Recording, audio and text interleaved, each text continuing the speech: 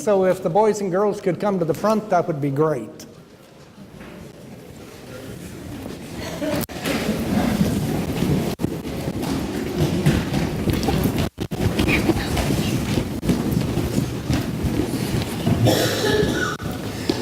Well, good morning and welcome here. My name is... Do I have a mic? Yes, a little bit. Anyway, it's good to be with you this morning. I haven't had a chance to just sit up here near the carpet with you, so it's good to be here. I wanted to just follow up on something that I think you've been talking about downstairs in Sunday school for the last few weeks. But first of all, who knows what this book is? Correct, the Holy Bible. And if we opened up the Bible about, 2/3 of the way through, and we were looking at the front section, do you know what that's called? I may be making the question too hard. If the back section's called the New Testament, the front section's called? The Old Testament. Right, the Old Testament. Very good. Sometimes these days we call it the Hebrew Bible, but yes, we've called it the Old Testament for years. And I know from Darren that in church school you've been talking about, in Wild Goose Club, you've been talking about a Bible story with a guy named, who in it? Who's the big character in this Bible story? Moses. Right, Moses. Because God's people, or the people that God wanted to befriend, had found themselves in a country where they were slaves. And the country was named? Egypt, that's right. They were slaves in Egypt, and God helped them get away from the Egyptians and pass through the Red Sea. Do you remember that story where the waters parted and they went through to the other side?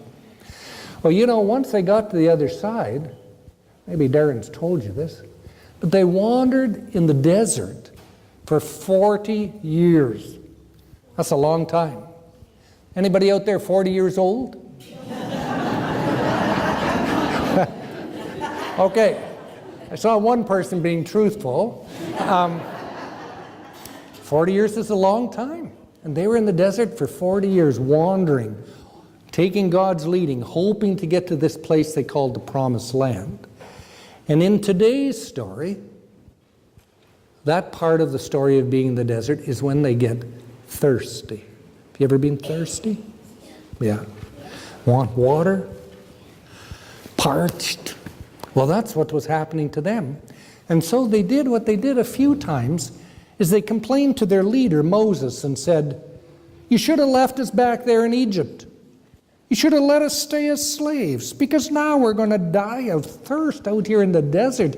There's no water." So Moses went off to a corner and prayed to God and said, "What should I do?" And he heard God say to him, "Take your staff." This is just a stick. I think Moses' stick was a little nicer than this. "Take your staff and hit a rock." So at 7 o'clock this morning on the way to church, I went looking for a rock. I really think that's a piece of cement, but anyway, we're going to pretend it's a rock. And Moses came along, because God inspired him, and hit the rock. Do you know what was supposed to happen? God had said to Moses, if you hit the rock, water's going to come out. I tried this at the early service. I didn't get any water. Tried it again, no water. But, can we have that slide?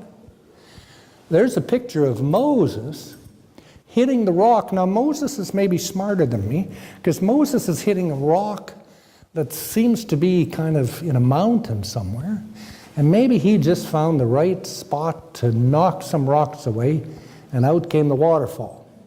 Or perhaps, as the Bible suggests, God created water to come out of that rock so that the thirsty people could quit complaining, trust God, and get their thirst quenched. So that's the story for today. It goes on. I know Darren's been telling it and will probably keep telling it for a while. Eventually the people get to a place where they can settle. But anyway, today was the story of water in the rock. Thanks for coming up and meeting me and letting me tell the story. Darren has an announcement to make, and then it'll be church school time.